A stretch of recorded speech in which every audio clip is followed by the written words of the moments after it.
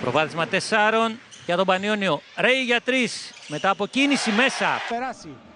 Άλλη μια παρακινδυνευμένη πάσα. Την τιμωρεί ο Κέντρικ Ρέι. Κλέψιμο. Σε συνεχείς αλλαγές και double team. Έκλεψε ένα ακόμη λάθος. Ρέι περνάει, πλησιάζει και τελειώνει εύστοχα για το 66. Αποστόλη Τριανταφύλλου.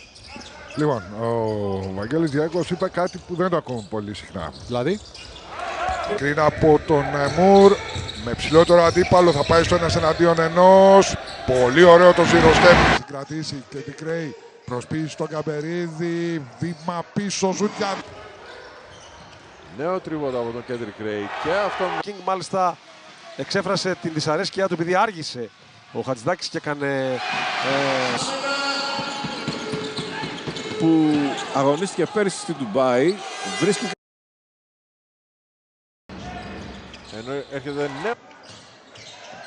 Τον αριστερό διάδρομο, θα αφήσει την μπάλα. Μοιράζει παιχνίδι για τον Ρέι, εύστοχο. Αυτός για τον Ρέι, το τρίποντο μέσα. Ριβέρ τρίπλα, Ρέι στον ευνηδιασμό από τις 45 μοίρες, είναι right φόρεμα στην πεντάδα, ο Ρέι το πρώτο καλά.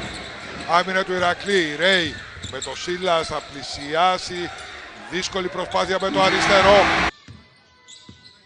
Ρέι επιταχύνει, Ρέι κλείνεται αλλά βρίσκει τρόπο.